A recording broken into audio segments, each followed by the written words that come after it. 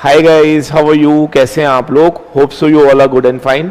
So guys, we are in revision series of CM and FSM for CS executive students. So guys, as you all know कि पहली revision class मैं already आपको दे चुका हूं for underwriting of shares and debentures. I am very sure कि आप लोगों ने वो देख लिया होगा, और जिन बच्चों ने नहीं देखी है उसका लिंक जो है मैं डिस्क्रिप्शन बॉक्स में दूंगा. आप प्लीज उसको जरूर जरूर जरूर वॉच करेंगे. क्लियर है? ठीक है सर. अब आज हम लोग सेकेंड रिवीजन क्लास में हैं, और जो चैप्टर हम आज स्टार्ट करने जा रहे हैं, प्लीज ऑन द टॉप लिखेंगे जरा. हम लोग आज जो चैप्टर स्टार्ट करेंगे दैट इज मार्जिनल कॉस्टिंग. ठीक है जी, ये आपका very very very important chapter है. ठीक है, और इसकी वेटेज मिनिमम 5 मार्क्स रहेगी बेटा, कम से कम 5 नंबर का ये चैप्टर रहेगा. और एक चीज मैं आपको बताना चाहूंगा कि जितने भी एग्जीक्यूटिव में ओल्ड सिलेबस स्टूडेंट्स जिनका कॉस्टिंग का पेपर अभी भी नहीं निकला, उन्हें भी ये क्लास देखनी चाहिए. आपका भी बहुत बेनिफिट होगा आफ्टर दिस क्लास. क्लियर है? ठीक है सर. तो ये क्लास अब कौन देख सकता है? CS executive new syllabus student, definitely उनके लिए तो मैं बना ही रहा हूं, but at the same time जितने भी CS executive old syllabus student हैं वो भी इस क्लास को देख सकते हैं. क्लियर है जी? ठीक है. And again before starting class मैंने कहा मुझे एक कमिटमेंट चाहिए कि जो क्लास मैं आपको दूं वो आप उसी दिन पूरी की पूरी क्लास भी वॉच करेंगे, and at the same time अपनी तरफ से भी वो चैप्टर को आपको वाइंड अप करना होगा. क्लियर है? तभी हमारी बेनिफिट होंगे इन रिवीजन क्लासेस का. अदरवाइज प्रैक्टिकल पेपर में जब तक आप खुद प्रैक्टिस नहीं करेंगे, डेफिनेटली आपको सिर्फ क्लास लेने से कोई बेनिफिट नहीं होने वाला. क्लियर है? चलिए स्टार्ट करते हैं with the chapter marginal costing. सबसे पहले लिखेंगे जरा, what is the meaning of the term marginal costing. ठीक है, ये चैप्टर बेसिकली है क्या, ये हमें समझना है. ठीक है, लिखो जरा. It is a technique. ये एक टेक्निक है. मार्जिनल कॉस्टिंग क्या है? एक टेक्निक है. ठीक है जी. इन विच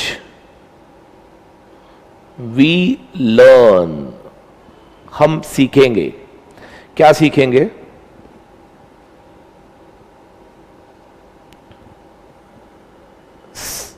इफेक्ट ऑफ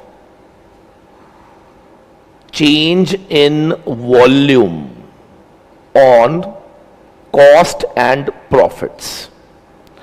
प्लीज ध्यान से देखेंगे जरा. देखिए, आपको मैं बता दूं कि बहुत सारे बच्चों को तो इस चैप्टर का मीनिंग ही नहीं मालूम कि ये चैप्टर हमें पढ़ाया क्यों जाता है. और शायद यही एक बहुत बड़ी वजह है कि जब हमें किसी चीज का मीनिंग ही नहीं मालूम तो फिर हमारी अंडरस्टैंडिंग लेवल जो है वो बाय डिफॉल्ट थोड़ा सा कम रह जाता है.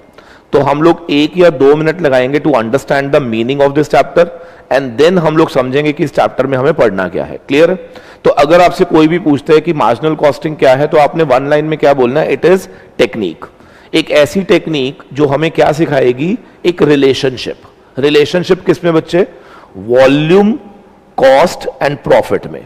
देखिए, आप सबको मालूम है कि किसी भी कंपनी में अगर वॉल्यूम बदलता है, वॉल्यूम समझते हैं ना, प्रोडक्शन वॉल्यूम अगर चेंज होगा तो डेफिनेटली उसका इंपैक्ट 2 चीजों पे पड़ेगा, that is cost and profits पे. ठीक है, तो बेसिकली मार्जिनल कॉस्टिंग हमें यही सिखाने जा रहा है कि what will be the impact of change in volume on cost and profits. ठीक है, इसीलिए हम मार्जिनल कॉस्टिंग को एक और नाम देते हैं, लिख लीजिए, CVP एनालिसिस. इसका दूसरा नाम क्या होता है? CVP analysis. CVP का मतलब cost volume profit analysis. Clear है? तो मार्जिनल कॉस्टिंग एक टेक्निक है जो हमें सिखाती है relationship between 3 component, that is cost, volume and profits. ठीक है जी. तो बेसिकली ये है हमारा चैप्टर जिसका नाम क्या है? Marginal costing. अब मार्जिनल कॉस्टिंग को पढ़ने से पहले हमें इसकी एक बहुत इंपॉर्टेंट अजम्पशन को समझना पड़ेगा, तभी हमें यह चैप्टर समझ आ सकता है. क्लियर है? लिखो जरा. According to according to marginal costing technique, according to marginal costing technique, जब भी we will talk about cost, जब भी हम कॉस्ट की बात करेंगे तो ये कॉस्ट को ब्रेकअप करेगा इन टू पार्ट्स। आप सबको मालूम है कॉस्ट के दो पार्ट्स होते हैं, एक वेरिएबल होता है और एक फिक्स्ड कॉस्ट होता है, ठीक है जी। अब मार्जिनल कॉस्टिंग टेक्निक क्या बोलती है कि according to marginal costing technique इसने एक अजम्पशन लिया है, और वो अजम्पशन क्या है कि variable cost will be taken as product cost. Variable cost को ये लोग क्या मानते हैं, प्रोडक्ट कॉस्ट मानते हैं, वेयर एज फिक्स्ड कॉस्ट को ये लोग मानते हैं पीरियड कॉस्ट। क्या मतलब है इसका, मैं पूरा मीनिंग समझाऊंगा, सिर्फ आप लिख लीजिए इसको।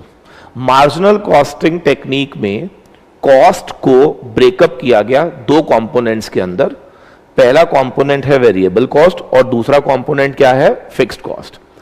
अब मार्जिनल कॉस्टिंग टेक्निक ये कहती है कि जब भी हम कॉस्ट की बात करेंगे we have two components, one is variable one is fixed, where variable cost को हम एक ऑल्टरनेटिव नेम देंगे that will be called as product cost, and fixed cost को हम क्या नाम देंगे, पीरियड कॉस्ट। अब बच्चा कहता है सर इसका क्या मतलब है, लिखो। It means according to marginal costing technique, जब भी हम मार्जिनल कॉस्टिंग टेक्निक फॉलो करेंगे,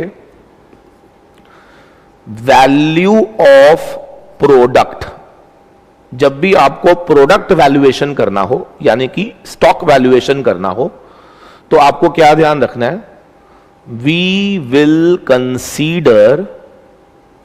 consider only variable cost not fixed cost. Basically ये कहना चाह रहा है, ये कहता है कि जब भी स्टॉक वैल्यूएशन की जाएगी as per marginal costing technique, तो आपको ध्यान रखना है कि हम लोग सिर्फ और सिर्फ प्रोडक्ट कॉस्ट कंसीडरेशन में लेंगे rather than period cost. Clear है या नहीं? इन शॉर्ट अगर मैं आपको यह कहूं कि calculate product cost as per marginal costing, तो आपने क्या ध्यान रखना है कि I will be considering only variable cost. Clear है? तो मैं आपको एक एग्जांपल दे रहा हूं, आप मुझे प्रोडक्ट कॉस्ट निकाल के देंगे। लिखो जरा, सपोज करो एक कंपनी का एनुअल प्रोडक्शन है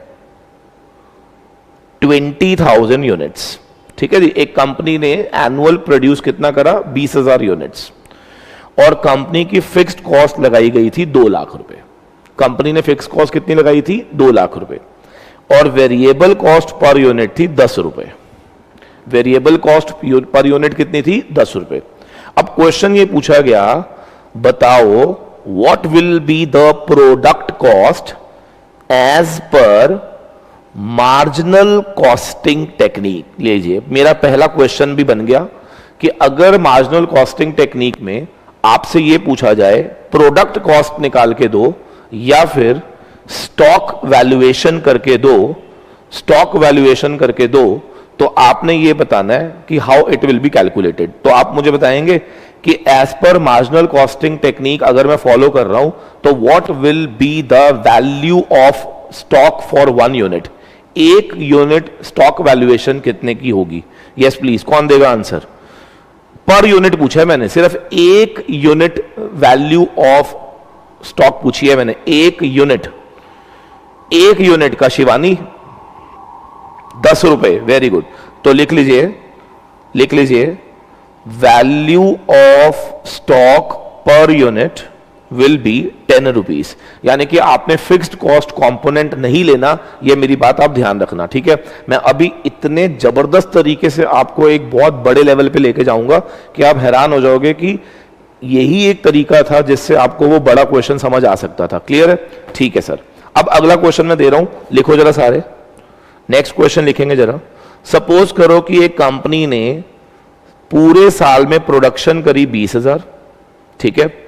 उसने फिक्स्ड कॉस्ट लगाई 2 लाख, उसकी वेरिएबल कॉस्ट पर यूनिट थी 10 रुपए, and number of units in stock at and बनाई तो 20,000 थी, मान लेते हैं 1000 यूनिट स्टॉक में पड़ी रह गई। क्लोजिंग स्टॉक में कितनी यूनिट्स पड़ी हुई हैं? 1000। क्वेश्चन मेरा वही है, बताओ वैल्यू ऑफ स्टॉक क्या होगा, वैल्यू ऑफ स्टॉक क्या होगा as per marginal costing technique. Please कौन बताएगा वैल्यू ऑफ स्टॉक क्या होगा as per marginal costing technique? Come on यार, जल्दी जल्दी बता दो फटाफट से।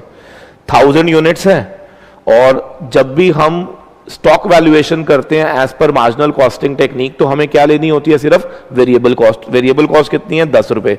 तो मेरा आंसर इज 10,000।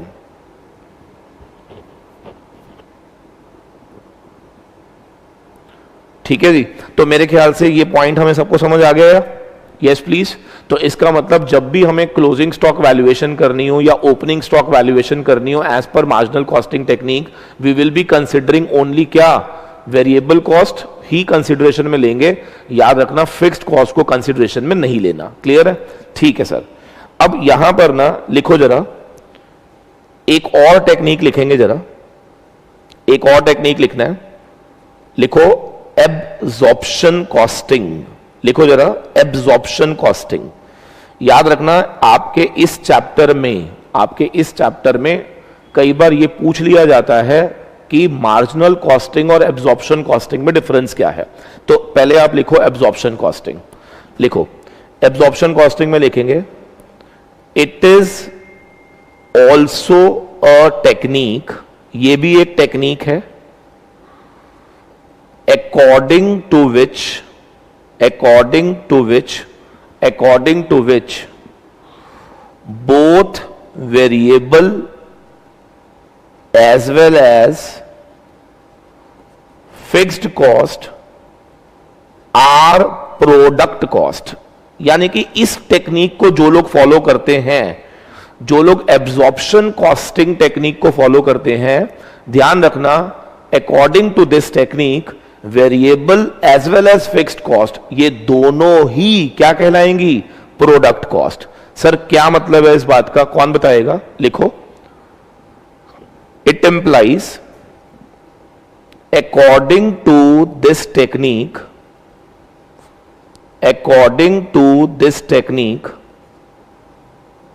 प्रोडक्ट कॉस्ट निकालते समय क्या हमें वीसी और एफसी दोनों कंपोनेंट को कंसिडरेशन में लेना होगा। क्या मेरा पॉइंट क्लियर है?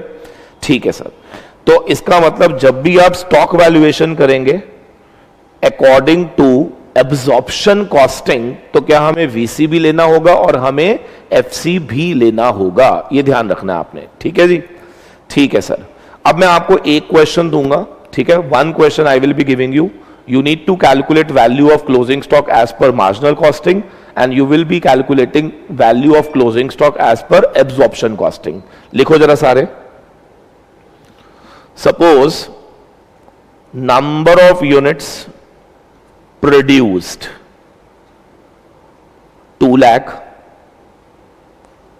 fixed cost 20 lakh, variable cost 100 रुपए पर यूनिट। ठीक है जी, ये क्वेश्चन गिवन है और आपसे पूछा जा रहा है closing stock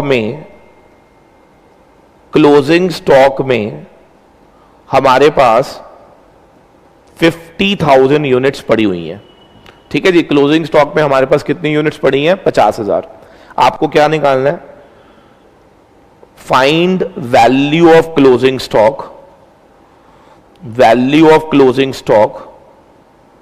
on basis of marginal costing technique and on basis of absorption costing technique। फटाफट से मुझे निकाल के दे दो जरा आंसर, मैं चेक करूंगा। ठीक है, I will check on the chat box कि आपका आंसर सही है या गलत है। You need to calculate the value of closing stock as per marginal costing technique and as per absorption costing technique. फटाफट से जल्दी जल्दी निकाल के देंगे जरा, जल्दी जल्दी निकाल के देंगे, फिर हम उसके बाद कुछ इंटरप्रिटेशंस लिखेंगे इसके अंदर। कौन बताएगा एज पर मार्जिनल कॉस्टिंग हमारा आंसर क्या आएगा? जल्दी जल्दी दो आंसर, फास्ट। वेरी गुड, बच्चे कह रहे हैं 50 लाख आंसर आएगा। आइए देख लेते हैं। नंबर ऑफ यूनिट कितनी है बेटा? 50,000। इनटू में क्या खाली हमें वेरिएबल कॉस्ट लेनी है, राइट? तो 100 रुपए के हिसाब से लेंगे तो क्या 50 लाख मेरा आंसर आ जाएगा? बहुत बढ़िया। अच्छा, कौन बताएगा what will be the answer अगर हम आंसर निकालेंगे एज पर एब्जॉर्प्शन कॉस्टिंग? तो who will tell me? Absorption costing के अकॉर्डिंगली अगर मैं आंसर निकालूं तो वैल्यू ऑफ क्लोजिंग स्टॉक कितना होगा? Come on sir, 50,000 unit into, अब मुझे बताओ क्या खाली वीसी लेना है या एफसी लेना है? दोनों लेने हैं, दोनों लेने हैं। तो वीसी तो कितना है? 100 रुपए। अब एफसी पर यूनिट कितना है, कौन बताएगा? वेरी सिंपल, यहां से देखो 20 लाख आपकी टोटल एफसी है, नंबर ऑफ यूनिट कितनी है? 2 लाख। तो बेटा एफसी पर यूनिट अगर मैं निकालने पे आऊं तो क्या 20 लाख डिवाइड बाय 2 लाख क्या 10 रुपए होगा? बिल्कुल सही है। तो आपने क्या करना है, यहां पर फिक्स्ड कॉस्ट पर यूनिट 10 रुपए ले लेनी है और ये मल्टीप्लाई कर देना। If I am not wrong, क्या 5,50,000 रुपीज आंसर आएगा? Sorry 55 lakh, sorry 55 lakh is the correct answer. Vaibhav तेरा आंसर गलत है बेटा। 20 लाख फिक्स्ड कॉस्ट है, 2 लाख यूनिट्स हैं, तो 20 लाख डिवाइड बाय 2 लाख, क्या number of fixed cost per unit will be 10 rupees. 10 rupees और वेरिएबल कॉस्ट इज 100, तो 110 इंटू 50,000, क्या 55 lakh is my answer. Very good, बहुत बढ़िया। अब कंक्लूजन बताओ क्या है, कौन बताएगा? देखो मैंने जस्ट 15 मिनट में आपको 2 टेक्निक सिखा दी, एक मार्जिनल कॉस्टिंग और एक absorption costing. Now who will tell me what is the major difference? Sir, difference is very clear. In marginal costing, cost is divided in 2 parts. One is variable and fixed, whereas variable is taken as product cost and fixed is taken as period cost. Done. Whereas in case of absorption costing, whenever I talk about absorption costing, हमेशा याद रखना variable हो या fixed हो, क्या both are period cost. Hence, while calculating closing stock या opening stock on the basis of absorption costing, I will be considering variable as well as fixed cost. Clear है?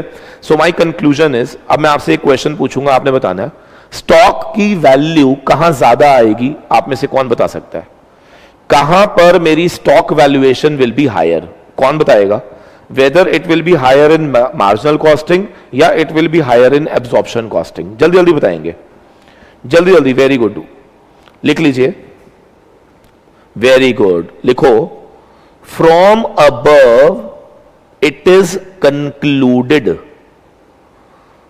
it is concluded that from above it is concluded that if firm incurs fixed cost, अगर किसी भी firm में fixed cost है तो value of stock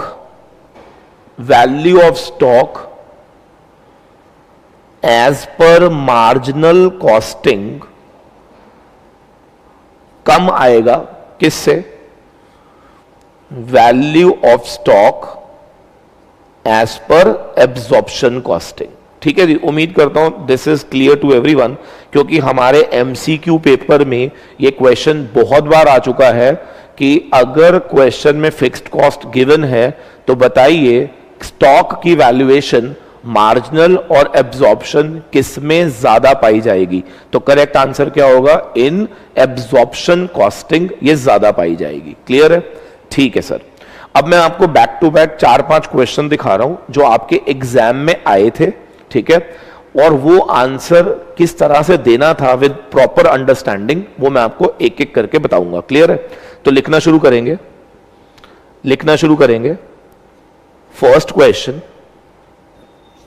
first question, ठीक है, लिखो जरा। अगर मैं ये कहूं वीसी पर यूनिट 10 रुपए है, एफसी पर यूनिट 5 रुपए है। ठीक है, मैं धीरे धीरे आपका लेवल बढ़ाऊंगा और वो सारे क्वेश्चन हम इजीली सॉल्व कर पाएंगे जो आपके एग्जाम में पूछे गए थे।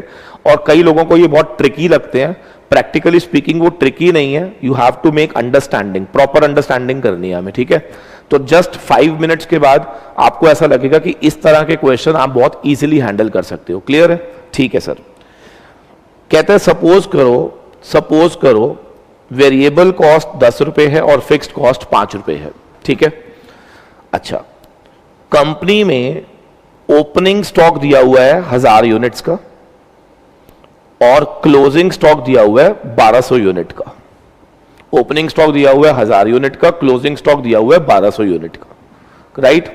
और आपसे ये पूछा जा रहा है फाइंड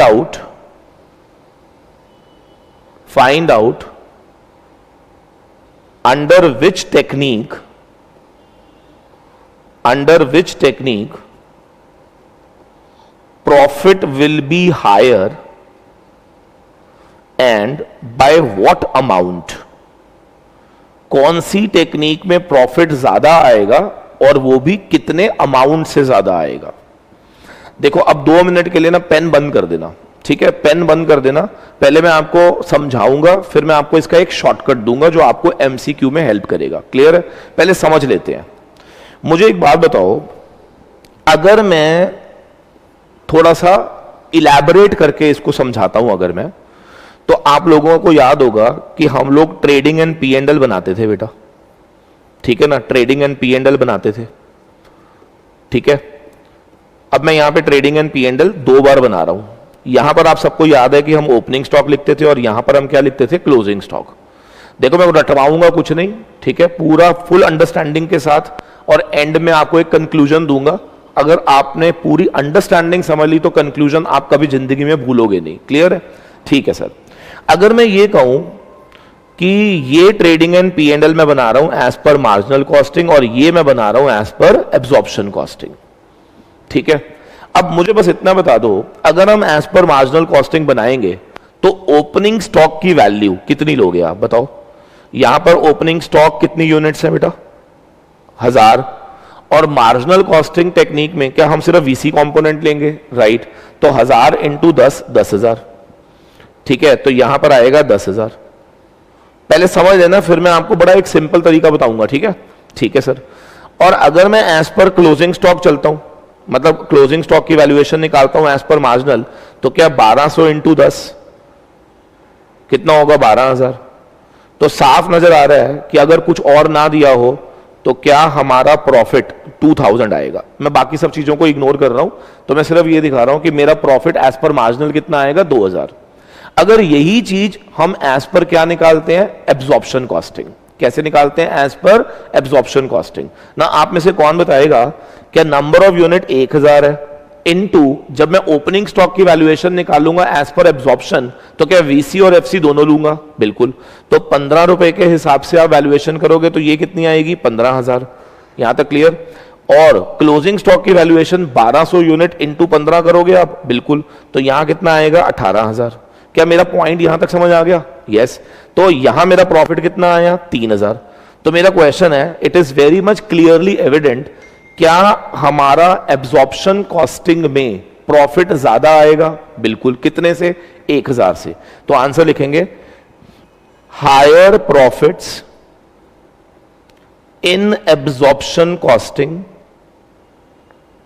बाय 1000। पहले आप ये लिख लो। देखो पेपर में एमसीक्यू में आप ऐसे नहीं कर पाओगे, क्योंकि ये इतना टाइम हम दे ही नहीं सकते 1 मिनट के क्वेश्चन को। ये तो मैंने समझाने के लिए आपको लिखवा दिया, लेकिन अब इसका मैं एक बड़ा इंपॉर्टेंट और वेरी इंटरेस्टिंग सा शॉर्टकट बताऊंगा जो आपको याद रखना है, ठीक है। पहले इतना नोट कर लीजिए फटाफट से। तो यहां पे हमें ये तो समझ आ गया कि इस पर्टिकुलर क्वेश्चन में हमारा एब्जॉर्प्शन कॉस्टिंग में प्रॉफिट ज्यादा आएगा, वो भी कितने से, 1000 रुपए से। क्लियर है? अब इसी चीज का मैं आपको देने जा रहा हूं शॉर्टकट। तो लिखो जरा, लिखे शॉर्टकट। शॉर्टकट लिखना सबने।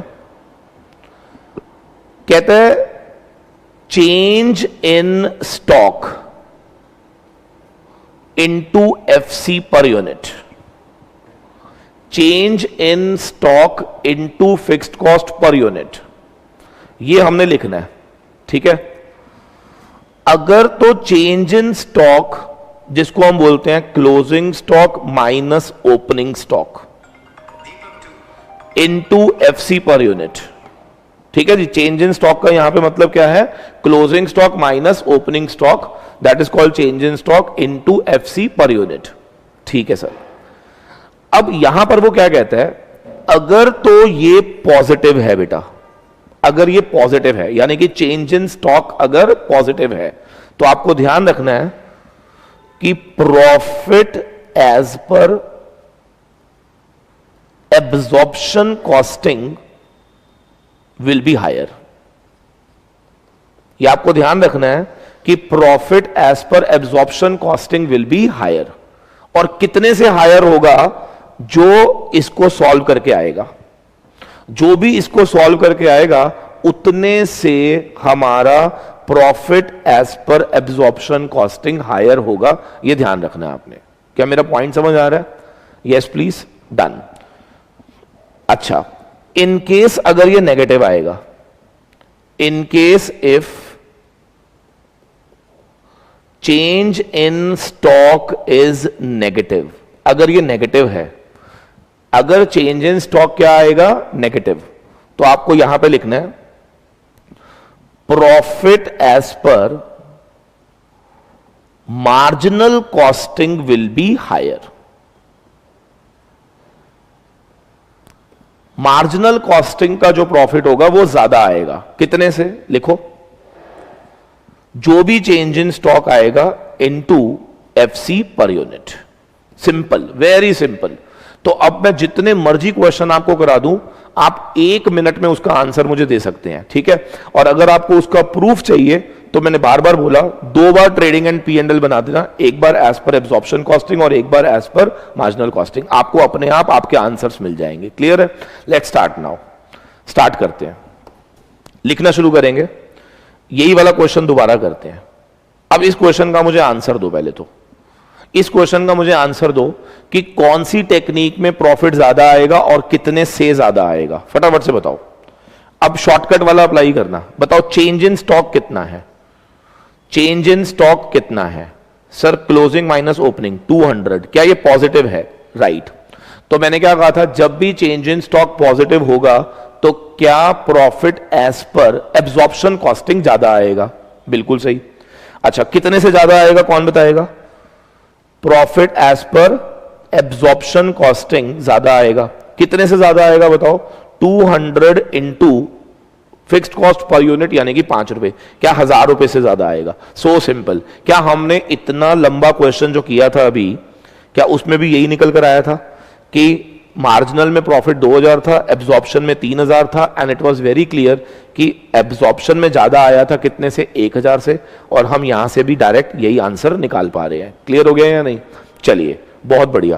तो अब मैं क्वेश्चन दे रहा हूं, आपने सबने आंसर देना है। मैं नीचे चेक करूंगा कि आपने चैट बॉक्स में आंसर दिया या नहीं दिया, ठीक है? लिखेंगे जरा। और ये क्वेश्चन आप चेक कर लीजिएगा स्कैनर, आपको बहुत अलग अलग तरीके के क्वेश्चन इस तरह के मिलेंगे। और हर बुक में ना इसको करने का एक अलग मेथड दिया हुआ है, बट हमें अलग मेथड से कोई मतलब नहीं है। एवरी टाइम आपको क्या करना है? यही फॉर्मूला अप्लाई करना है और देखना आपका अपने आप जो है ये सॉल्व हो जाएगा। क्लियर है? अब मैं आपको ना इतने सारे मेथड, इतने सारे क्वेश्चन दिखाने जा रहा हूं, सिर्फ सिंगल फॉर्मूले पे ही आप सारे आंसर दे दोगे, ठीक है? शुरू करते हैं। लिखो, मान लो ओपनिंग स्टॉक निल है और क्लोजिंग स्टॉक 500 यूनिट है। ठीक है जी, ओपनिंग निल था और क्लोजिंग 500 यूनिट था। ठीक है सर। वीसी 10 रुपए पर यूनिट था और एफसी 8 रुपए पर यूनिट है। क्वेश्चन आप समझ चुके हो। मेरा क्वेश्चन क्या, जल्दी बताओ, कौन सी टेक्निक में प्रॉफिट ज्यादा आएगा और वो भी कितने से ज्यादा आएगा? बताओ, मार्जिनल कॉस्टिंग में ज्यादा आएगा या एब्जॉर्प्शन में?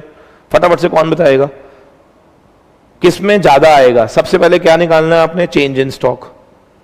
चेंज इन स्टॉक मुझे बताओ, चेंज इन स्टॉक कितना है बेटा? Closing minus opening. Very good. Closing कितना है? 500, ओपनिंग कितना है? निल। क्या change in stock 500 unit positive आ गया? राइट। और मैंने क्या कहा था, जब भी ये पॉजिटिव आएगा तो क्या हमेशा याद रखेंगे कि एब्जॉर्प्शन वाला प्रॉफिट विल बी हायर। अब कितने से हायर होगा कौन बताएगा? 500 इंटू 8, 4000 रुपए। बहुत बढ़िया बच्चे, उम्दा। तो मुझे लगता है कि ये कॉन्सेप्ट हमारा पूरी तरह से हमें समझ आ गया है। ठीक है, अगला क्वेश्चन लिखेंगे जरा। अगला क्वेश्चन लिखेंगे, अगर मान लो ओपनिंग स्टॉक 500 यूनिट होता और क्लोजिंग स्टॉक निल होता, वीसी 10 रुपए होता, फिक्स्ड कॉस्ट 8 रुपए होता, बताओ बताओ बेटा, कौन से वाली कॉस्टिंग में आंसर प्रॉफिट का ज्यादा आएगा और वो भी कितने से ज्यादा आएगा? जल्दी बताओ किसका ज्यादा आएगा, मार्जिनल का ज्यादा आएगा। वेरी गुड, बहुत बढ़िया, मतलब आप समझ रहे हो ना कितने सुपर डुपर इंटेलिजेंट हो गए हो अब आप। किसका ज्यादा आएगा, मार्जिनल का ज्यादा आएगा। वेरी गुड, कैसे पता चला, क्योंकि चेंज इन स्टॉक क्या यहां पर इस बार नील -500 क्या नेगेटिव में आ रहा है, बिल्कुल सही, -500 आ रहा है। तो फिर जब चेंज इन स्टॉक अगर -500 आ रहा है तो it is very much clear कि profit as per marginal costing जो है क्या वो हायर होगा। कितने से हायर होगा, 500 इंटू 8 क्या 4000 से ज्यादा आएगा। उम्मीद करता हूं क्लियर टू एवरीवन। क्या मैं इसको लॉक कर सकता हूं, जल्दी जल्दी बोल दो फटाफट से। चलो एक लास्ट केस ले लो, एक लास्ट केस ले लो। मान लो ओपनिंग स्टॉक आ गया मेरे पास 500 और क्लोजिंग आ गया मेरे पास 600। वीसी दिया हुआ है 10 रुपए, एफसी दिया हुआ है 8 रुपए। देखो कितना आसान हो गया यार। इस तरह के क्वेश्चन एमसीक्यू में आप देखोगे इतने सारे दिए हुए हैं और बच्चा रटता चला जाता है, ठीक है ना। तो रटने की जरूरत नहीं है, कॉन्सेप्ट को समझेंगे और उसके बाद मैं इस कॉन्सेप्ट को एक बारी नोट बना के फाइनलाइज कर दूंगा। कौन बताएगा बच्चे, इसके अंदर चेंज इन स्टॉक कितना आएगा ये बताओ, नेगेटिव है या positive. Change in stock positive है। अब जब जब चेंज इन स्टॉक पॉजिटिव है तो profit as per absorption will always be higher. कितने से हायर होगा, 100 इंटू 8 क्या 800 रुपए से हायर होगा। लो जी, very very very important concept जो हमने खत्म किया। तो अब लिखिए करक्स। हाँ जी, करक्स लिखना है सबने, करक्स लिखना है। करक्स क्या लिखना है हमने, लिखो जरा। In costing we have two techniques, एक मार्जिनल कॉस्टिंग टेक्निक होती है और दूसरा एब्जॉर्प्शन कॉस्टिंग टेक्निक होती है। देखो मैंने कोशिश करी है कि आपको वो टेक्निक ही मैंने सिखा दी है, ठीक है ना। ठीक है सर, मार्जिनल कॉस्टिंग टेक्निक का मानना यह था कि वीसी प्रोडक्ट कॉस्ट है whereas FC period cost है, ठीक है। इसीलिए जब भी हम स्टॉक वैल्यूएशन करते हैं क्लोजिंग या ओपनिंग, हम हमेशा वेरिएबल कॉस्ट को कंसिडरेशन में लेते हैं। जबकि एब्जॉर्प्शन कॉस्टिंग का यह मानना था कि वीसी हो या एफसी हो, क्या दोनों के दोनों will be taken as product cost, जिसकी वजह से ओपनिंग हो या क्लोजिंग हो क्या उसमें वीसी और एफसी दोनों का बर्डन लिया जाता था। यहां तक क्लियर, ठीक है। एंड ड्यू टू विच क्या स्टॉक वैल्यूएशन हमेशा एब्जॉर्प्शन के अंदर ज्यादा आएगा। क्या यहां तक ठीक है, मैंने प्रॉफिट नहीं बोला, मैंने कहा स्टॉक वैल्यूएशन ज्यादा आएगा। स्टॉक की वैल्यू ज्यादा आएगी इन एब्जॉर्प्शन कॉस्टिंग, प्रॉफिट नहीं बोला मैंने, प्लीज ध्यान से सुन लीजिए। स्टॉक की वैल्यू ज्यादा आएगी इन एब्जॉर्प्शन कॉस्टिंग। रीजन, क्योंकि उसमें क्या इन्वॉल्व होगा, वीसी के साथ एफसी भी इन्वॉल्व होगा। क्या यहां तक क्लियर है, ठीक है सर। अब यहां पर जब भी मान लो हमें स्टॉक्स दिए हो और यह पूछा जाए कि बताओ कौन सी टेक्निक में प्रॉफिट ज्यादा आएगा, तो उसके लिए मैंने क्या तरीका बताया कि आपको एवरी टाइम क्या निकालना है, चेंज इन स्टॉक। अगर वो पॉजिटिव हो जाए तो एब्जॉर्प्शन का हायर होगा, अगर वो नेगेटिव हो जाए तो मार्जिनल का हायर होगा। कितने से हायर होगा, उसका फॉर्मूला क्या है, change in stock into FC per unit, change in stock into FC per unit. मैंने कुछ रटवाया नहीं है, ठीक है। मैंने पहले आपको प्रूफ दिया था, उसके बाद मैंने वहां से कंक्लूजन को बाहर निकाला है। क्लियर हो गया या नहीं, चलो बहुत बढ़िया। तो लीजिए हमारा पहला कॉन्सेप्ट फिनिश। चलिए अब हम पढ़ेंगे मार्जिनल कॉस्टिंग में कॉन्सेप्ट नंबर 2। लिखो जरा, मार्जिनल कॉस्टिंग का चैप्टर अब हम प्रॉपर स्टार्ट करने जा रहे हैं। अभी तक तो वैसे मैंने सिर्फ इसके बारे में बताया, लेकिन अब ये चैप्टर स्टार्ट होएगा। लिखो जरा, कॉन्सेप्ट 2 प्रॉपरली मार्जिनल कॉस्टिंग अब मैं स्टार्ट करने जा रहा हूं, ठीक है। ठीक है सर। देखो, जब भी हम लोग मार्जिनल कॉस्टिंग का क्वेश्चन पेपर में आएगा तो आपको एक बात हमेशा ध्यान रखनी है कि आपने सेल माइनस कॉस्ट प्रॉफिट नहीं लिखना। ये नहीं लिखना। क्यों नहीं लिखना, मैंने अभी अभी आपसे क्या कहा था कि मार्जिनल कॉस्टिंग ये मानता है कि कॉस्ट के दो ब्रेकअप्स होते हैं, one is variable, one is fixed. तो आप एक साथ माइनस नहीं कर सकते।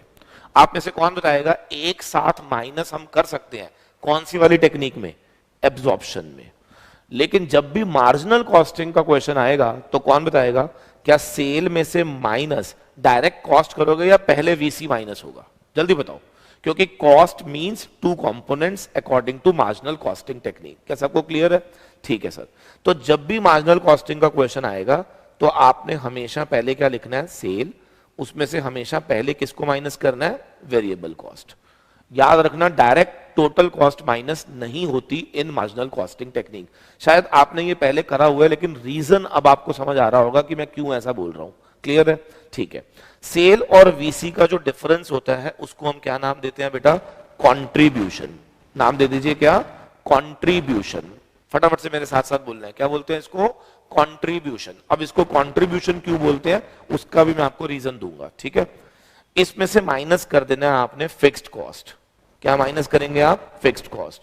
और जो हमें डिफरेंस मिलेगा इसको हम नाम देते हैं प्रॉफिट्स। क्या नाम देते हैं बेटा? प्रॉफिट्स। तो आप में से कौन बताएगा? सेल में से माइनस करो variable cost, the difference of these two will be called as contribution. From contribution minus करो fixed cost and that will give you profits. क्या यहां तक क्लियर है? ठीक है सर। तो अब एक छोटी सी मैं एक सिचुएशन क्रिएट करूंगा ताकि हमें इस टर्मिनोलॉजी का मीनिंग समझ आ सके कि what is the meaning of the term contribution. Clear है? ठीक है सर। देखिए, सपोज करिए कि मेरे इंस्टीट्यूट में मैं हर बच्चे से फी चार्ज करता हूं 10,000। सपोज करो मैं आपसे 10,000 की फीस चार्ज कर रहा हूं, ठीक है। अब पर बच्चा मेरी वेरिएबल कॉस्ट है 2,000। पर बच्चा मेरी वेरिएबल कॉस्ट कितनी है? 2,000, ठीक है। और मेरे इंस्टीट्यूट की फिक्स्ड कॉस्ट है 2 लाख रुपए। मेरा इंस्टीट्यूट की फिक्स्ड कॉस्ट कितनी है? 2 लाख रुपए, ठीक है। अब ध्यान से सुनेंगे जरा। अगर मैं ये कहूं कि सेल 10,000, वेरिएबल कॉस्ट 2,000, दोनों का डिफरेंस 8,000 और यहां पे 2 लाख। अब आप मुझे बताओ इसका क्या मतलब है? जब मेरे इंस्टीट्यूट में पहला स्टूडेंट आएगा, फर्स्ट स्टूडेंट जब मेरे इंस्टीट्यूट में आएगा, सोच के बताना, क्या जैसे ही वो मुझे 10,000 फीस पे करेगा, क्या एक तरह से वो मुझे 8,000 क्या कर रहा है? कंट्रीब्यूट कर रहा है for recovery of my fixed cost. समझ आ गया? इसका मतलब every student when enter to my institute he gives a contribution of 8,000 to recover my fixed cost. Clear है? अब मेरा क्वेश्चन है, पहला स्टूडेंट 8,000, 2 बच्चे हो जाएंगे तो 16,000 कंट्रीब्यूशन आएगा, 3 बच्चे हो जाएंगे तो 24,000 कंट्रीब्यूशन आएगा। ऐसे करते करते क्या कुछ नंबर ऑफ स्टूडेंट्स जब मिलकर मुझे पूरा 2 लाख का कंट्रीब्यूशन दे देंगे तो उसको हम नाम दे देंगे break even point. Come on, क्या नाम दे देंगे? Break even point. क्लियर है? तो अभी मैं डिस्कस करूंगा what is break even point, but मेरा क्वेश्चन है why do I call it as contribution? क्या समझ आ गया? यस। तो every student whoever is entering to my institute is contributing ₹8,000 for recovery of my fixed cost. Once that fixed cost will be recovered, क्या वो पूरा का पूरा 8,000 उसके बाद वाले बच्चों का will become my profits. I hope so getting the point. जिनको नहीं समझ आया मैं अभी करा के दिखाता हूं, आपको समझ आ जाएगा। ठीक है जी, लिखो जरा next. Concept number 3, concept number 3 अभी बताऊंगा मैं, जो मैंने अभी बोला था अभी बताऊंगा आगे जाके, ठीक है, वो अपने आप आएगा अभी। लिखो concept number 3, concept number 3, PVR, that is profit volume ratio. Concept number 3 का नाम क्या है? PVR, that is profit volume ratio. अब बच्चा कहता है सर ये PVR क्या होता है, प्रॉफिट वॉल्यूम रेशो क्या होता है? लिख लीजिए, इट इज अ रिलेशनशिप। ये एक रिलेशनशिप होता है बेटा, किस में? कंट्रीब्यूशन एंड सेल्स में। कहते हैं किसी भी कंपनी के कंट्रीब्यूशन और सेल में जो रिलेशनशिप बनाया जाता है उसको बोलते हैं profit volume ratio. Come on, क्या बोलते हैं? Profit volume ratio. इसको निकालते कैसे हैं? लिख लीजिए, PVR is equal to contribution upon net sales into 100. The formula for computation of PVR क्या होता है हमारा? Contribution divided by net sales into 100. It's a relationship between contribution and net sales. और calculate कैसे होता है? Contribution divided by net sale into 100. क्या यहां तक क्लियर है? Yes please. ठीक है सर, आगे लिखेंगे जरा, एक एग्जाम्पल देता हूं मैं आपको.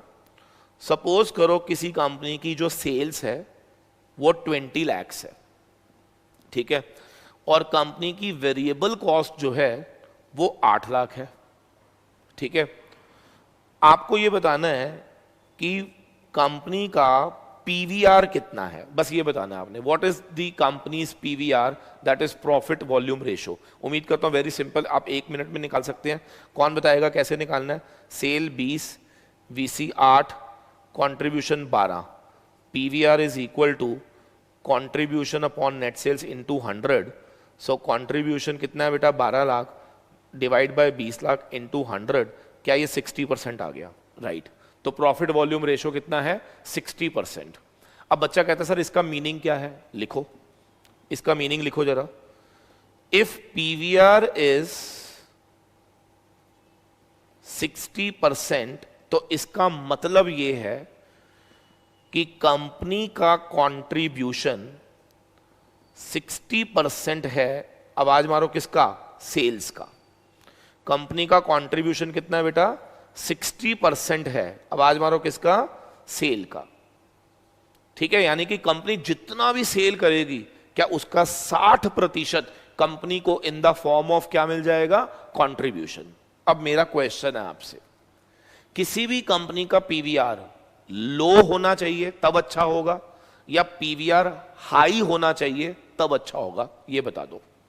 जब भी मैं ये क्वेश्चन पूछता हूं, किसी भी कंपनी का पीवीआर कम अच्छा या पीवीआर हाई अच्छा, ये आंसर दे दीजिए. Very good. जितना हमारी कंपनी में पीवीआर ज्यादा होगा, याद रखना उतना ही हमारे लिए अच्छा होगा.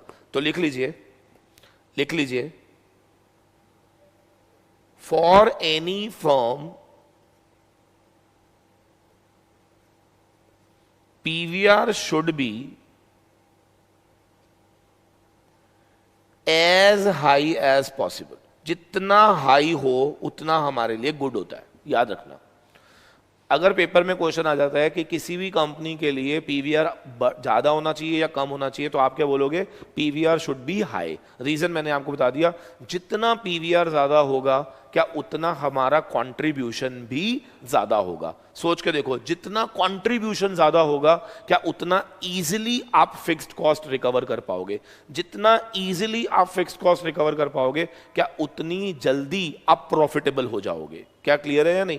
तो आप लिख लीजिए, एक लाइन लिखवा रहा हूं मैं. Higher PVR means higher contribution, and higher contribution means high profits, क्योंकि आप जल्दी से प्रॉफिट्स की ओर बढ़ जाएंगे.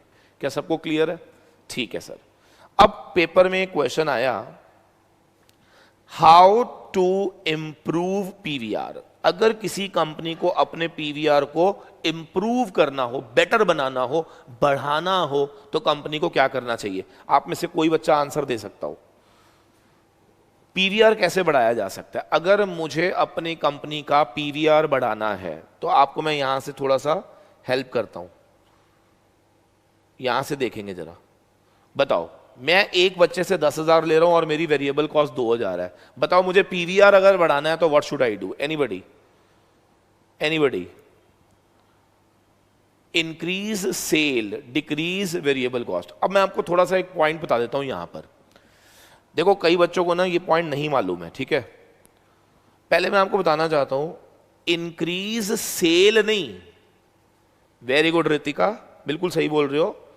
Increase selling price. याद रखना, पीवीआर बेटर सेल बढ़ने से नहीं होता. पीवीआर बेटर किससे होता है? सेलिंग प्राइस बढ़ने से होता है. ये ध्यान रखना, ठीक है ना. तो अगर ये कितना छोटा सा पॉइंट है, लेकिन ये आपके लिए बहुत बहुत बहुत इंपॉर्टेंट है, ठीक है. देखो, सेल बढ़ती है, सेल के बढ़ने की वजह वॉल्यूम भी हो सकता है. तो पीवीआर को सुधारने के लिए वॉल्यूम की जरूरत नहीं होती, प्राइस की जरूरत होती है. ध्यान रखना. क्लियर है? ठीक है. अब जिन बच्चों ने कहा था सेल बढ़ा दो, उनका आंसर सही हो सकता है, लेकिन उसको फिर ऐड करना होगा क्या, सेल बढ़ाओ ड्यू टू सेलिंग प्राइस, ना कि ड्यू टू वॉल्यूम, ये ध्यान रखना, ठीक है। तो एक तो आप सेलिंग प्राइस बढ़ा दो, दूसरा you should work on reducing the variable cost per unit. क्या मेरा पॉइंट क्लियर है? तो अगर कोई पर्सन चाहता है अपने पीवीआर को बढ़ाना, अगर आप चाहते हो कि आपका पीवीआर इंप्रूव हो जाए, तो आपको दो में से कोई एक स्टेप करना पड़ेगा। वन, या तो आप आपका सेलिंग प्राइस बढ़ा दो, या फिर आप अपने वेरिएबल कॉस्ट को घटा दो, वीसी पर यूनिट को घटा दो। क्या मेरा पॉइंट क्लियर है? और ये पेपर में आपसे क्वेश्चन बहुत बार पूछा जा चुका है और ये पूछता रहता है। क्या सबको क्लियर है? ठीक है सर। तो जितना मैंने पढ़ाया उसके बेसिस पर, नंबर वन, अगर जब भी मार्जिनल कॉस्टिंग टेक्निक का क्वेश्चन पूछा जाता है तो यू हैव टू एंश्योर कि कॉस्ट को हम स्प्लिट अप करेंगे दो पार्ट में, one is VC and one is FC. पहले हम सबट्रैक्ट करेंगे VC, that will give you contribution, contribution में से माइनस करेंगे FC, that will give you profits. Clear है? ठीक है सर। फिर हमने पढ़ा PVR. PVR is a concept जिसमें एक रिलेशनशिप दिया गया है सेलिंग प्राइस और वेरिएबल कॉस्ट के बीच में, सॉरी कंट्रीब्यूशन के बीच में, और इसका फॉर्मूला होता है कंट्रीब्यूशन अपॉन सेल इनटू 100। जितना पीवीआर ज्यादा होगा, याद रखना, उतना कंट्रीब्यूशन ज्यादा होगा, जितना कंट्रीब्यूशन ज्यादा होगा उतना जल्दी क्या मैं प्रॉफिटेबल हो जाऊंगा, राइट। अब क्वेश्चन आ जाता है how to improve PVR of any company. तो मैंने आपको तरीका बता दिया कि पीवीआर बढ़ाने के दो रास्ते हैं, या तो आप सेलिंग प्राइस बढ़ा दो या फिर आप वेरिएबल कॉस्ट पर यूनिट को गिरा दो। अगर आप दोनों में से कुछ भी करते हो तो डेफिनेटली आपका पीवीआर जो है वो इंप्रूव हो जाएगा। और अगर आप दोनों कर सकते हो तो सर नथिंग लाइक दैट, क्या पीवीआर एकदम से मैसिवली इंक्रीज हो जाएगा। क्या लॉक कर दे इसको? Very good, that's good. अब लिखेंगे जरा next concept, concept number 4। Concept number 4, चौथा कॉन्सेप्ट लिखना है हमें, very very very important concept लिख लीजिएगा, that is break even point. Break even point, break even point, break even point. अब ब्रेक इवन पॉइंट क्या होता है? वैसे तो आपको मालूम ही है, बताओ क्या लिखूंगा इसको मैं? ब्रेक इवन पॉइंट एक ऐसा पॉइंट जहां पर हमारा प्रॉफिट जो है that is zero. So no profit no loss, come on, no profit no loss. क्या सबको समझ आ रहा है? ब्रेक इवन पॉइंट क्या होता है? A point where we have no profit no loss. चलो अब लिखो जरा। अब क्वेश्चन ये है कि ये ब्रेक इवन पॉइंट निकाला कैसे जाता है, ठीक है। तो मैं पहले आपको जनरल दिखा रहा हूं, फिर उसके बाद मैं आपको एक फॉर्मूला दूंगा, ठीक है। पहले मैं आपको जनरल दिखाऊंगा, फिर मैं आपको एक फॉर्मूला दूंगा, ठीक है। लिखो जरा, पहले नॉर्मल तरीके से सीखते हैं। मान लेते हैं कि मेरा सेलिंग प्राइस पर यूनिट है 10 रुपए और मेरी वेरिएबल कॉस्ट है 2000 और मेरी कंपनी की जो फिक्स्ड कॉस्ट है लेट्स से वो है 8 लाख रुपए, ठीक है। टेक योर टाइम, बहुत इजीली मैं आपको बताने जा रहा हूं कुछ। आपसे मैंने पूछा फाइंड आउट करो ब्रेक इवन पॉइंट, आपको ब्रेक इवन पॉइंट निकालना था, ठीक है। 2 मिनट के लिए पेन डाउन करके जरा सामने देखेंगे। What we have to do is, सबसे पहले selling price minus VC contribution minus FC is equal to profits. यही फॉर्मेट है मेरा। कभी भी डायरेक्ट फॉर्मूला लर्न नहीं करते बेटे, पहले ऑलवेज अंडरस्टैंड द इंटरप्रिटेशन, फिर उसके बाद फॉर्मूला क्रिएट करो और फिर फॉर्मूले को लर्न करो, तभी मजा आएगा, ठीक है। देखो सेलिंग प्राइस दिया हुआ है 10,000, variable cost 2000, contribution 8000, fixed cost 8 lakh, ठीक है जी। 2 मिनट के लिए लेट कर लेते हैं number of units be X. Number of units आपने कितनी बेची, लेट इट बी एक्स। तो क्या सेल 10,000 एक्स हो जाएगी, वेरिएबल कॉस्ट 2000 एक्स हो जाएगी और कंट्रीब्यूशन 8000 एक्स हो जाएगा। क्या यहां तक क्लियर? ठीक है। यहां से मुझे प्रॉफिट का एक फंक्शन मिलेगा 8000 एक्स माइनस 8 लाख रुपीस, ठीक है। तो मेरा प्रॉफिट फंक्शन क्या आएगा, 8000 एक्स माइनस 8 लाख रुपीस। अब मुझसे उसने पूछा क्या है, ब्रेक इवन पॉइंट निकालो। तो आप में से कौन बताएगा कि ब्रेक इवन पॉइंट अगर निकालना हो तो हमने क्या पढ़ा था, a point where profit is always equal to 0। तो आप प्रॉफिट के बदले में क्या ये फंक्शन को 0 से इक्वेट कर दोगे? Hello, am I not audible? लिखिए जरा, प्रॉफिट के बदले में प्रॉफिट फंक्शन लिखेंगे आप, that is 8000 x minus 8 lakh is equal to 0. From here we will calculate the value of x, that is 8 lakh divided by 8000. तो मेरे ख्याल से ये आ जाएगा 100 units. Now please try to understand. इसका मतलब in order to get break even point, in order to get break even point, क्या मुझे 100 स्टूडेंट्स चाहिए होंगे टू गेट ब्रेक इवन? मुझे 100 स्टूडेंट्स चाहिए टू गेट ब्रेक इवन. जैसे ही मेरे पास 100 स्टूडेंट्स आ जाएंगे तो क्या मुझे ब्रेक इवन पॉइंट मिल जाएगा? क्या मेरा पहला पॉइंट क्लियर है? ठीक है. अब इसी चीज को ना बुक्स में एक फॉर्मूला बना दिया गया. कैसे? उन्होंने कहा कि ध्यान से देखो, ऊपर 8 लाख है यानी कि फिक्स कॉस्ट, नीचे क्या है 8000 यानी कि कंट्रीब्यूशन पर यूनिट. तो इन्होंने बोला ब्रेक इवन पॉइंट का एक फॉर्मूला दे दिया गया हमें, fixed cost upon contribution per unit. तो अब आप नोट कर सकते हो, कोई दिक्कत नहीं है. एक बार ही जब डिराइव हो जाता है तो आप उसको रट भी सकते हो, लर्न भी कर सकते हो, कुछ भी कर लो. लेकिन डायरेक्ट रटोगे, डायरेक्ट लर्न करोगे तो वो हमेशा भूल जाओगे अगर आपने डिराइव नहीं किया तो. क्लियर है? ठीक है सर, बहुत बढ़िया. तो अब यहां पर फाइनली लिख लीजिए, जब भी हमें ब्रेक इवन पॉइंट निकालना हो in terms of units, my formula will be FC divided by contribution per unit. क्या यहां तक क्लियर हो गया जी? ठीक है. अब प्रॉब्लम है कि अगर मुझे ब्रेक इवन पॉइंट निकालना होता सेल्स में, पहले सुन लीजिए, अगर मुझे ब्रेक इवन पॉइंट निकालना होता रुपीस में, लिख लो आप, अगर मुझे ब्रेक इवन पॉइंट किस में निकालना होता? रुपीस में निकालना होता. तो पहले समझेंगे जरा. तो बच्चा कहता है सर कुछ नहीं है, मैं क्या करूंगा, fixed cost upon contribution per unit into selling price पर यूनिट कर दूंगा, तो क्या ये ब्रेक इवन सेल में आ जाएगा? जल्दी बोलो. अगर ब्रेक इवन को रुपीस में निकालना है तो इनटू क्या कर देना? सेलिंग प्राइस पर यूनिट. ठीक है.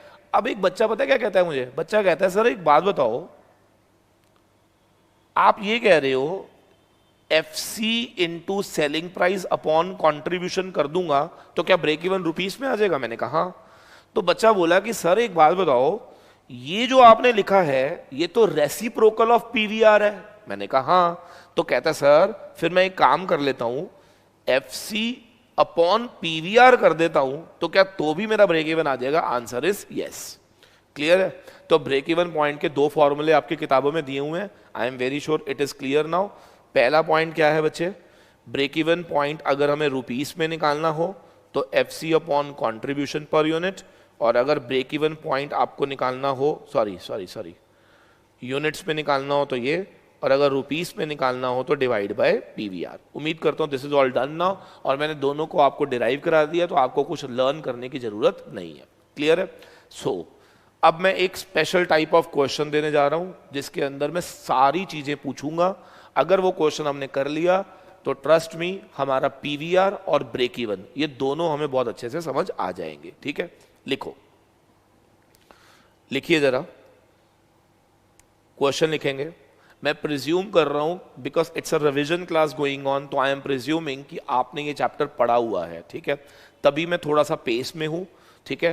बिकॉज जब पढ़ा हुआ है और हम रिवीजन कर रहे हैं तो I have to try my best कि मैं आज इस पूरे चैप्टर को वाइंड अप कराऊं, तो इसीलिए थोड़ी सी स्पीड है बेटा, तो आपको मेरे को पकड़ना होगा. ठीक है? चलिए एक क्वेश्चन लिखेंगे जरा. ये स्पेशल टाइप ऑफ क्वेश्चन दे रहा हूं मैं आपको. सपोज करो फर्स्ट हाफ मंथ या फर्स्ट हाफ ईयर में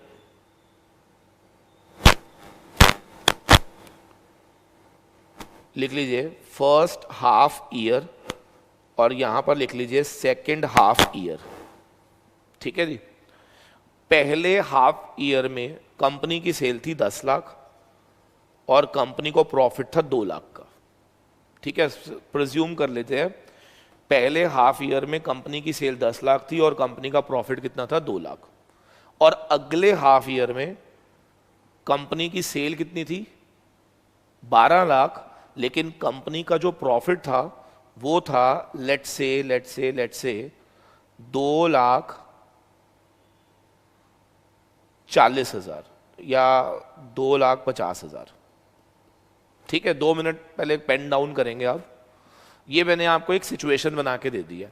ठीक है? मैं सिचुएशन रिपीट करूंगा. पहले हाफ ईयर में कंपनी की सेल 10 लाख थी, प्रॉफिट था 2 लाख. अगले हाफ ईयर में कंपनी की सेल 12 लाख थी और प्रॉफिट था 2.5 लाख.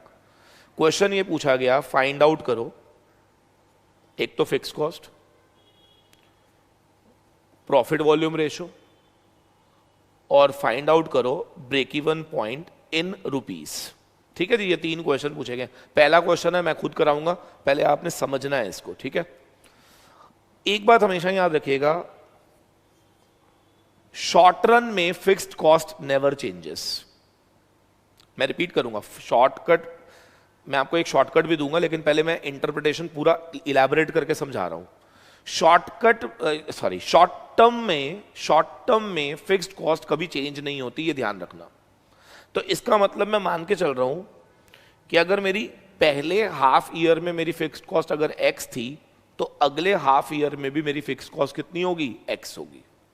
ये मैं प्रिज्यूम कर रहा हूं that fixed cost in 2 period will remain constant.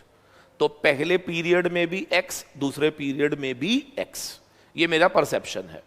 ठीक है सर, मैंने पहले ही बोला मेरे पास इसका शॉर्टकट है, बट मैं शॉर्टकट अभी नहीं दूंगा, पहले मैं इलैबोरेट करके समझाऊंगा, फिर आप उसको लर्न कर लेना, फिर मैं आपको एक शॉर्टकट दे दूंगा। क्लियर है? ठीक है, अब मैं जो क्वेश्चन पूछूंगा उसका जवाब देना आपने। ठीक है, ध्यान से सुनिएगा।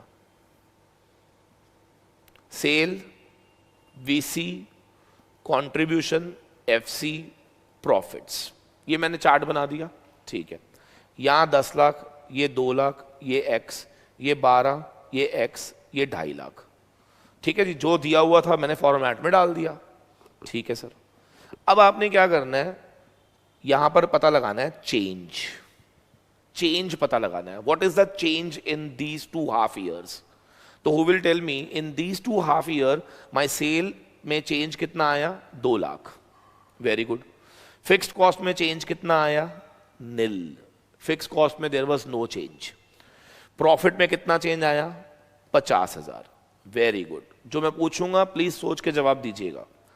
Change in profit 50,000, change in fixed cost निल। अगर मैं कहूं आपको इसको पूरा कंप्लीट करना है आपने, तो कर पाओगे आप? यस बिल्कुल। देखो कैसे, ये 50,000, ये निल, तो डेफिनेटली ये भी 50 होगा, तभी तो 50 में से निल गया 50 आया, तो ये 150,000 होगा। क्या ये समझ आ गया? राइट। अगर मैं कहूं कि मुझे पीवीआर निकालना है, तो क्या चेंज से पीवीआर निकल सकता था? यस। तो पीवीआर का फॉर्मूला आपको मैं एक नया फॉर्मूला दे रहा हूं पीवीआर का, इस तरह के क्वेश्चंस के लिए। इस तरह के क्वेश्चंस के लिए पीवीआर का फॉर्मूला क्या होता है, लिख लीजिए, change in profit divide by change in sales into 100। याद रखना, जब भी इस तरह का क्वेश्चन आता है तो पीवीआर का फॉर्मूला होता है change in profits divide by change in sales. अब मुझे बताओ, चेंज इन प्रॉफिट कितना है बेटा? 50,000। Very good.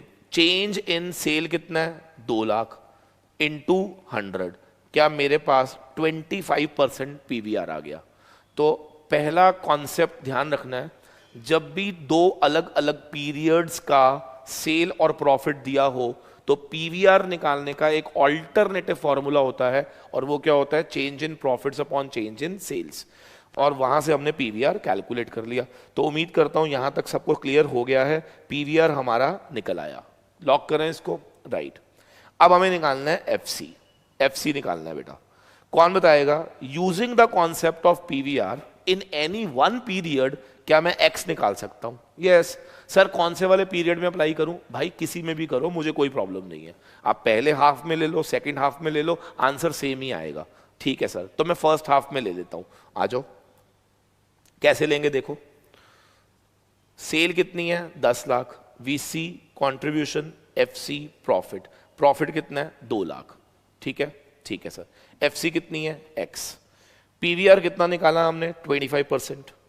Now who will tell me my contribution will be 25% किसका? सेल्स का। माय कंट्रीब्यूशन विल बी 25% किसका? सेल्स का।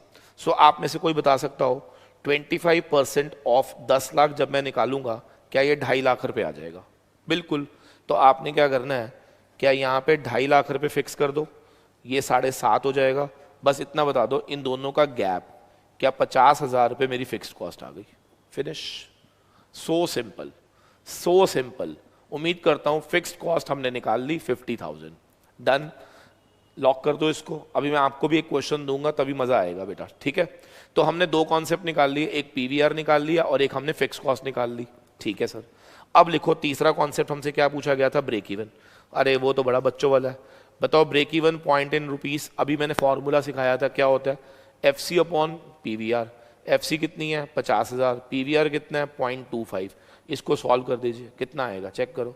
If I am not wrong 20 lakh आएगा, नहीं, no no no no no, कौन बताएगा कितना आएगा, 2 lakh. Very good, very good, बहुत बढ़िया। तो लीजिए ये हमारा कॉन्सेप्ट हो गया खत्म। क्लियर है, ठीक है सर। देखो हमने पहले क्या सीखा, absorption costing versus marginal costing. फिर हमने सीखा what is the concept of PVR. फिर हमने सीखा पीवीआर को इम्प्रूव कैसे किया जा सकता है, पीवीआर को कैलकुलेट कैसे करते हैं। फिर हमने सीखा ब्रेक इवन पॉइंट क्या होता है, ब्रेक इवन पॉइंट को कैलकुलेट कैसे करते हैं। फिर हमने एक ऐसा क्वेश्चन किया जहां पर क्या हम special formula of PVR apply करते हैं और with the help of that हम क्वेश्चन को आगे सॉल्व करते हैं। क्या मैं इसको लॉक कर दूं? Do you want one question to be given to you? जल्दी जल्दी चार लिखो जरा। If you want I will be providing you, अगर समझ आ गया तो इट्स ओके। जल्दी बोलो, should I give you one more question like this? Come on, right. तो लिखो जरा सारे, एक क्वेश्चन लिखेंगे जरा सारे बच्चे। वेरी गुड, बहुत अच्छे बच्चे हैं। लिखो sales first quarter and second quarter and profits, ठीक है जी। लिखो sale 1 lakh, profit 20,000, sale 2 lakh, profit 50,000, ठीक है जी। क्वेश्चन खत्म। आपने निकालना है F C, PVR, break even point. जल्दी जल्दी निकालेंगे, I am giving you 1 minute. 1 minute में मुझे तीनों आंसर चाहिए। अच्छा वो अब आपको एक्स एक्स लेट करने की जरूरत नहीं है, अगर आपको समझ आ गया तो डायरेक्ट पहले पीवीआर निकाल दो बेटा। पहले डायरेक्ट क्या निकाल दो, पीवीआर, फिर क्या निकाल देना, एफसी, दोनों आ जाएंगे, फिर निकाल देना ब्रेक इवन। अगर आंसर आ गया तो जल्दी जल्दी लिखना शुरू कर दीजिए। Tell me what is your PVR, come on fast, what is your PVR? बहुत बढ़िया, पीवीआर आपने निकाला है 30%, बिल्कुल सही जवाब, बिल्कुल सही जवाब। पीवीआर का फॉर्मूला अप्लाई करेंगे, change in profits upon change in sales into 100। Change in profit is 30,000, change in sale is 1 lakh into 100, that is 30%। Who will tell me what is fix cost? What is fix cost? जल्दी जल्दी बताना बेटा, what is fix cost? 10,000। Ritika very good, Vaibhav very good, बहुत बढ़िया बच्चे। 10,000, 10,000। अगम very good. कैसे निकला ये जल्दी बताओ। हमने सेल लिया, किसी भी एक पीरियड का सेल ले लिया हमने, सपोज इसी के ऊपर ही हम भर कर देते हैं इसको, सेल ले लिया, माइनस वीसी करेंगे, we will get contribution, minus FC करेंगे, we will get profit. Now who will tell me what is variable cost? Anybody? What is variable cost, what is contribution? देखो पीवीआर अगर 30% है तो क्या ये 30,000 होगा, ये 70,000 हो जाएगा, और दोनों का गैप क्या 10,000 आ जाएगा। बहुत बढ़िया बच्चे, उम्दा। Now who will tell me what is your break even point in rupees? So it's very simple, F C 10,000 है, 0.3 करेंगे तो it will be somewhere around 33,333 रुपये। बहुत बढ़िया, जबरदस्त जबरदस्त, आउटस्टैंडिंग। तो मेरे ख्याल से अब हमें ब्रेक इवन पॉइंट पूरा समझ आ गया, पीवीआर पूरा समझ आ गया, वेरी गुड। अब लिखेंगे जरा next, how to improve break even point. अब ये पता है क्वेश्चन ही नहीं समझ आता बच्चों को ना, ये क्वेश्चन ही नहीं पल्ले पड़ता कि what I am asking actually. कौन मुझे बताएगा ब्रेक इवन पॉइंट जितना दूर होगा वो अच्छा होता है या जितनी जल्दी ब्रेक इवन आए वो अच्छा होता है? ये बताओ, कौन बताएगा? ब्रेक इवन पॉइंट कंपनी का जितना दूर हो वो अच्छा होता है या जितनी जल्दी ब्रेक इवन आएगा वो अच्छा होता है? ये बता दो, कम ऑन शताक्षी, जल्दी जल्दी जल्दी आएगा, वेरी गुड।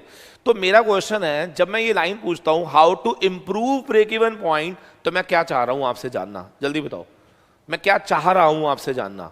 मैं ये जानना चाह रहा हूं कि मेरा ब्रेक इवन पॉइंट कितनी दूर चला जाएगा या कितनी जल्दी आएगा, कितनी जल्दी आएगा। बहुत बढ़िया बहुत बढ़िया। तो इसका मतलब इंप्रूवमेंट ऑफ बीईपी का मतलब होता है बीईपी को रिड्यूस करना, यानी कि हम कोशिश करते हैं, हर कंपनी कोशिश करती है कि अपने ब्रेक इवन पॉइंट को रिड्यूस करना, जल्दी लेकर आना, ताकि उसका ब्रेक इवन पॉइंट जल्दी आ जाए। क्या मेरा पॉइंट सबको समझ आ रहा है?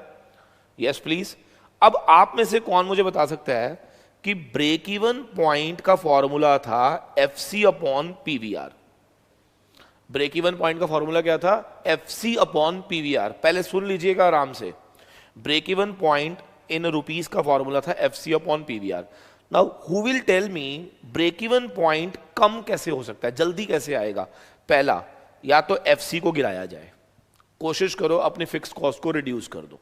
जब हम अपने फिक्स कॉस्ट को रिड्यूस करेंगे तो डेफिनेटली हमारा ब्रेक इवन पॉइंट भी जल्दी आ जाएगा। ठीक है सर। दूसरा, सर पीवीआर बढ़ाओ, पीवीआर बढ़ाओ, पीवीआर बढ़ाओ, क्योंकि जितना ज्यादा पीवीआर होगा उतनी जल्दी क्या हम अपने ब्रेक इवन पे आएंगे। Very good. और पीवीआर कैसे बढ़ाते हैं, कौन बताएगा? या तो सेलिंग प्राइस बढ़ाकर या फिर वेरिएबल कॉस्ट पर यूनिट को घटाकर। तो क्रक्स ऑफ द स्टोरी, क्या हमें इन तीनों में से कुछ करना होगा in order to get better break even point, in order to improve break even point, in order to reduce my break even point. क्या पल्ले पड़ गया या नहीं?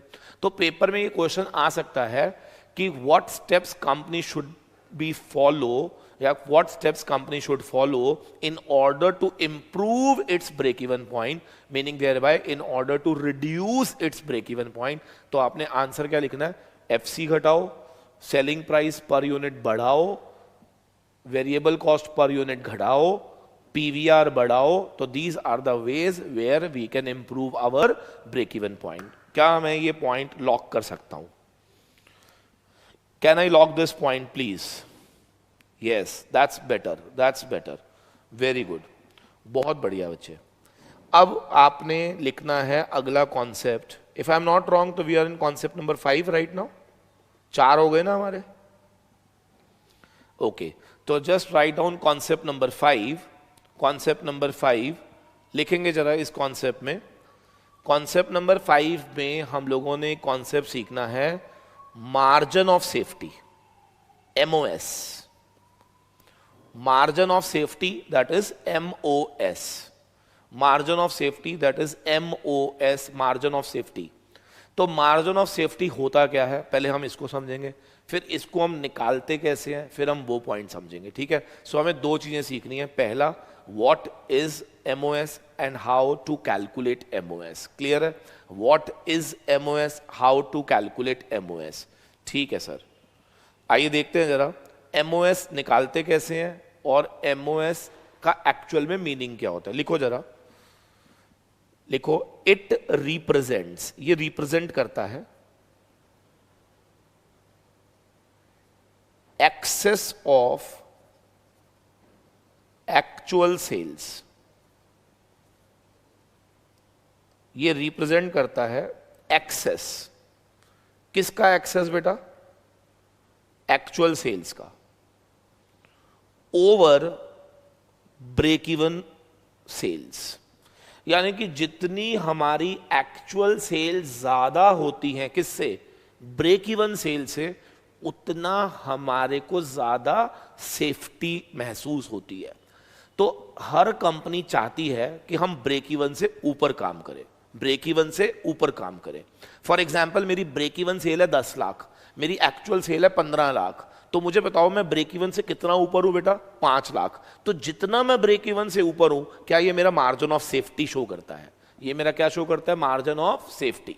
तो हर कंपनी कोशिश क्या करेगी कि ये मार्जिन ऑफ सेफ्टी, ये जो गैप है, ये कम होना चाहिए या ये बढ़ना चाहिए? कम ऑन, ये बढ़ना चाहिए। तो every company wants that this safety margin should be increased. ये सेफ्टी मार्जिन क्या होना चाहिए? इंक्रीज्ड होना चाहिए। ये हर कंपनी चाहती है। क्लियर है? ठीक है सर। तो इसका फॉर्मूला क्या बनेगा, आप में से कोई बता सकेगा?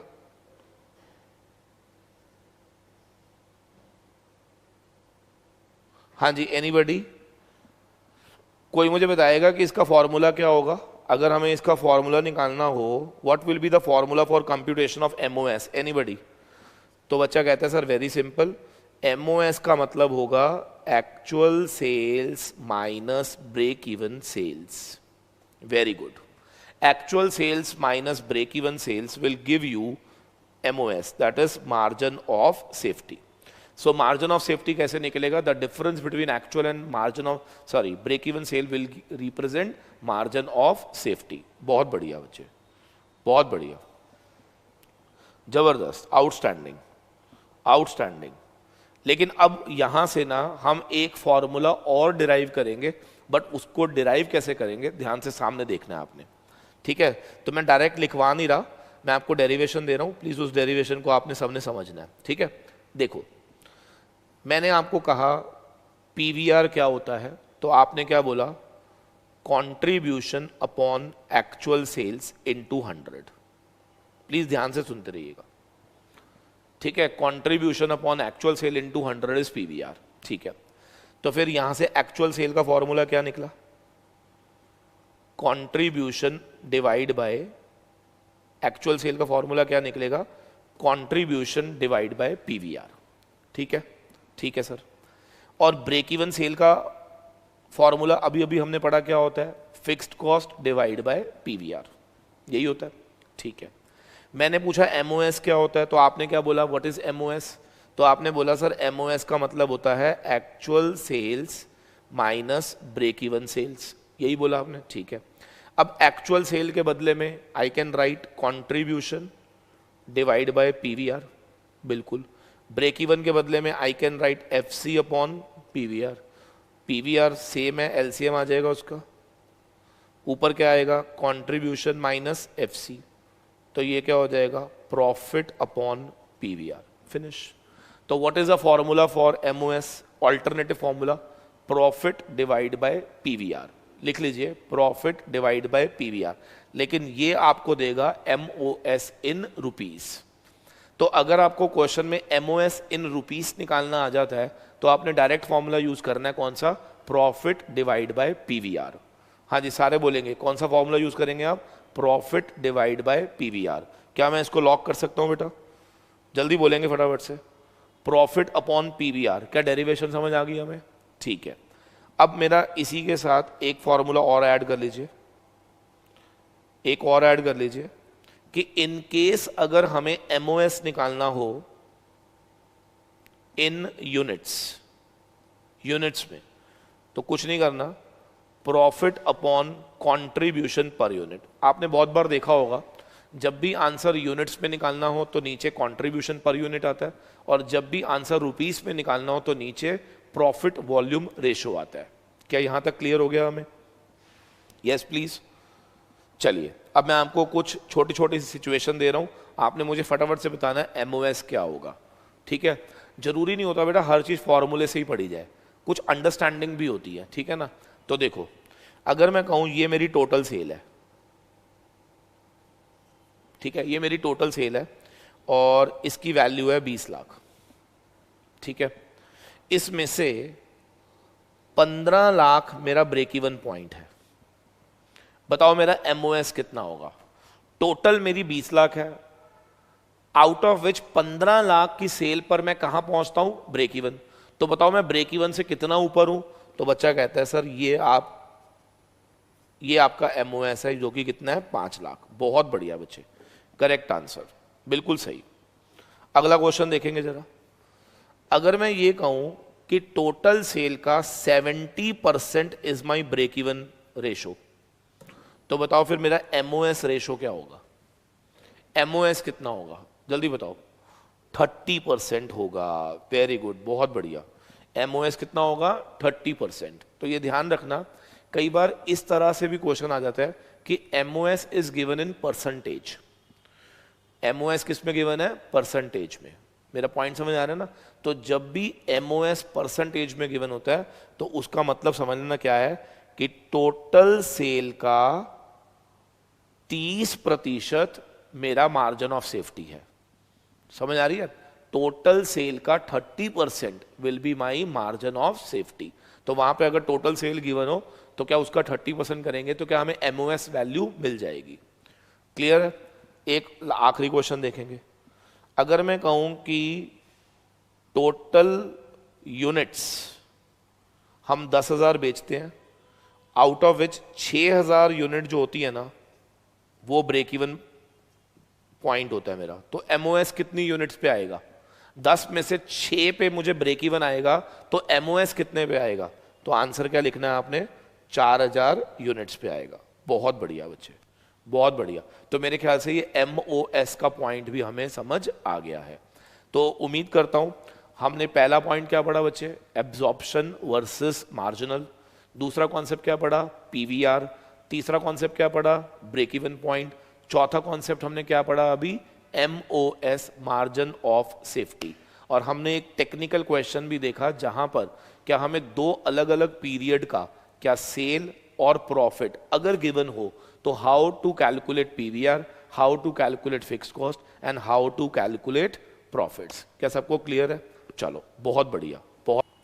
चलिए, तो मेरे ख्याल से जितने भी टॉपिक्स हमने पढ़े ऑल आर क्लियर नाउ, ठीक है। तो गाइज अब हमारा कौन सा टॉपिक बच गया है इस पूरे चैप्टर के अंदर? देखिए ये चैप्टर बहुत लेंदी है, आप सबको मालूम होगा, ठीक है। अगर मैं वन गो में सारा आज करा दूंगा ना तो ये आपके ऊपर से निकल जाएगा, ठीक है। और मैंने पहले ही बोला कि मेरा objective of taking these classes कभी भी ये नहीं था कि मैं एक फॉर्मेलिटी के लिए आऊँ और फटाफट से बस बोल के चला जाऊँ, ठीक है। सो मार्जिनल कॉस्टिंग का सेकेंड पार्ट हम लोग अब कल रात को 9 बजे कंटिन्यू करेंगे। टॉपिक कौन से कराऊंगा वो मैं आपको बता देता हूँ। देखिए उसमें हम लोग कुछ डिसीजन मेकिंग सीखेंगे। उसमें सबसे पहले हम सीखेंगे की फैक्टर, एक हम सीखेंगे मेक और बाय, ठीक है, एक हम सीखेंगे एक्सपोर्ट ऑर्डर्स, ठीक है। तो ये कुछ टॉपिक्स हम लोग कवर अप करेंगे कल की क्लास के अंदर, ठीक है। And I want you people to practice all MCQs। जहां से भी आप कर रहे हो आप करो। अगर आपको कुछ डाउट्स आते हैं तो डेफिनेटली वो डाउट जो है आप मुझसे ज़रूर पूछिएगा। बेशक से नीचे कमेंट बॉक्स में आप उसका स्क्रीनशॉट डाल देना। I will try my best कि मैं उसको नेक्स्ट क्लास में कंसिडरेशन में ले लूँ, ठीक है। अब जाते जाते I am giving you one question and I want you people to answer that question in the comment box. लिखिए ज़रा, एक क्वेश्चन मैं जाते जाते आपको दे रहा हूँ, आप सब ने वो क्वेश्चन ट्राई करना है, ठीक है। लिखो ज़रा, क्वेश्चन है मेरा, सपोज अगर सेल दी हुई है 50 लाख रुपए एंड प्रॉफिट वॉल्यूम रेशो दिया हुआ है 30%। प्रॉफिट वॉल्यूम रेशो कितना है? 30%। फिक्स कॉस्ट दी हुई है 5 लाख रुपए। आपको क्या क्या निकालना है? स्टेप क्वेश्चन नंबर 1 में आपको पहले प्रॉफिट निकालना है, फिर आपको break even point in rupees निकालना है, ठीक है, break even point in rupees निकालना है, और फिर आपको MOS निकालना है, मार्जिन ऑफ सेफ्टी, ठीक है जी। तो आई वांट यू पीपल कि आप ये मुझे क्वेश्चन सॉल्व करके नीचे कमेंट बॉक्स में इसका आंसर देंगे, ठीक है। और नेक्स्ट क्लास में यहीं से मैं स्टार्ट करूंगा एंड वी विल सी कि कितने बच्चों ने सही किया था और कितने बच्चों ने गलत किया था। क्लियर है? चलो, thank you very much, God bless you all. मिलते हैं आपसे कल रात 9 बजे with continuation of marginal costing. Clear है? एंड प्लीज जितना मैंने चैप्टर करा दिया कोशिश करेंगे आपने भी आज उतना चैप्टर वाइंड अप करना है, ठीक है? ठीक है सर, चलो, थैंक यू वेरी मच।